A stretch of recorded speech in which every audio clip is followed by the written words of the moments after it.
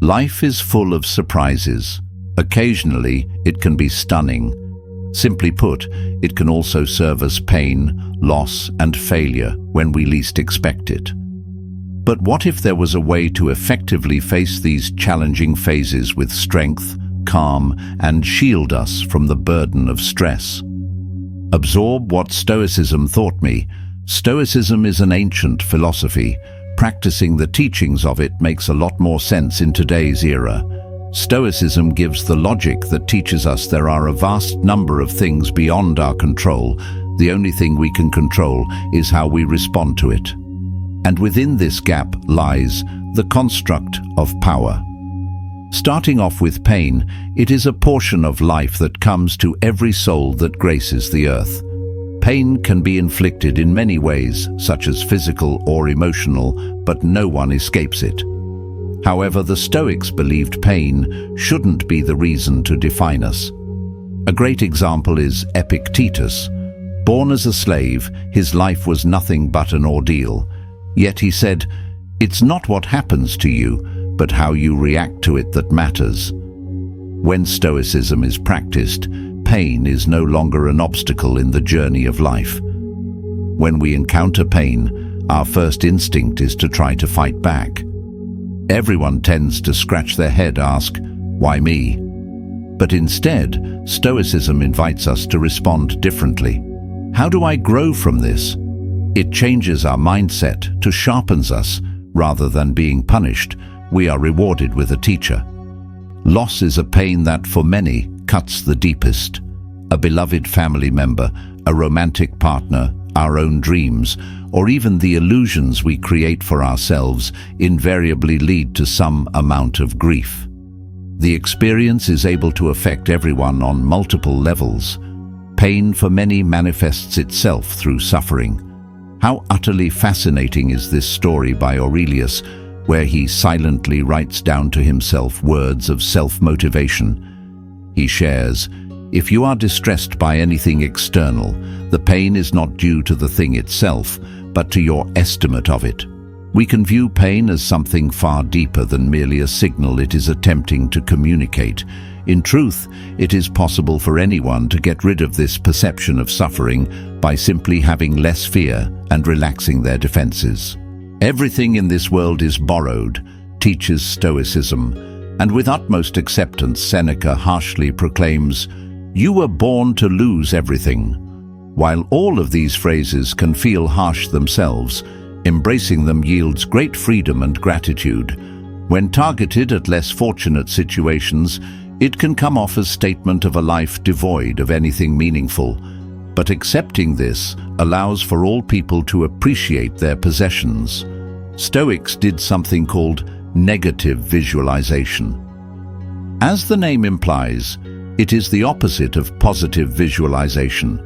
Rather than envisioning a better future, you think about losing what you hold dear. Not as to induce fear, but to cultivate gratitude and appreciation for what you currently have.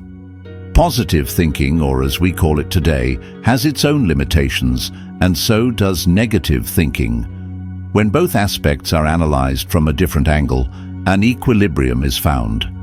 When thinking in the process of loss, one can arm themselves with an emotional buffer, which allows one to endure any devastation life throws at them, along with providing the power to grieve freely. This is ultimately liberating, and with time, one is truly able to grow. Now, talking about failure. Failure positively impacts one's self-esteem and confidence, but in a very catastrophic manner, resulting in a great deal of self-doubt. This self-doubt extends to the person's path, worth, and at times, even identity. Stoicism, however, offers an alternative to failure. Unlike the contemporary world, Stoics view failure as beta testing rather than an end. It is rather the prelude to greater understanding and insights. The Stoic principle differs greatly from what is primarily accepted. The impairment to action advances action. What stands in the way becomes the way. As previously mentioned, failure is not something to fear. It should rather be welcomed with open arms, knowing each failure to teach something new. It truly does cleanse the ego, bringing one closer to humble truth.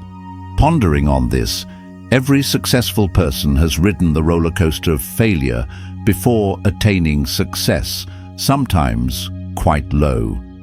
What brought about the difference? Their outlook.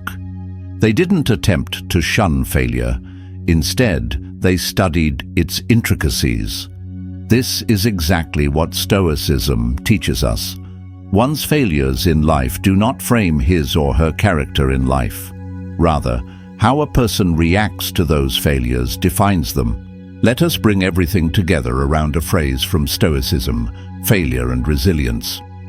Being resilient doesn't simply mean surviving, rather it means remaining composed while everything else surges. You have probably heard the phrase, "The Stoics did teach and think you didn't need to dominate the surroundings. You just need control over yourself, your brain, your decisions." A lack of composure leads to grief, which is why virtue is the compass. Everything besides virtue, such as temperance, justice, wisdom and courage, amount to nothing but fleeting wealth, success and status.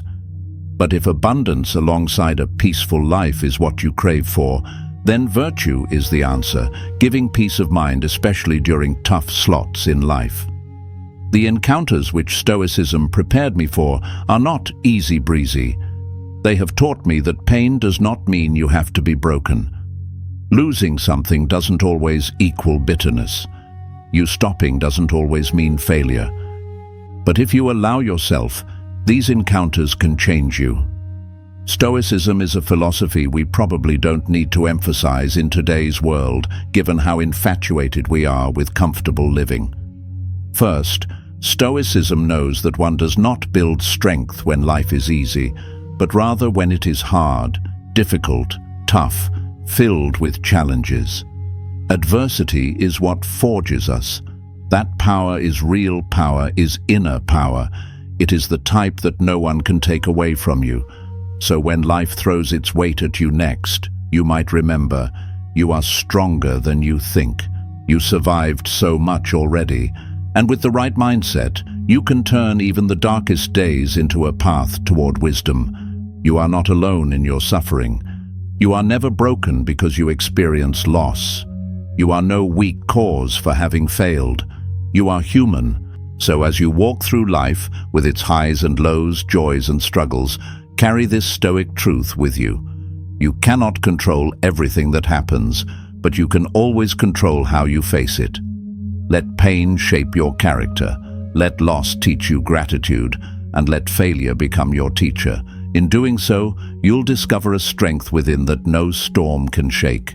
Stay grounded, stay present, and remember, the obstacle is not the end, it is the way forward. Thank you for being here. Keep going.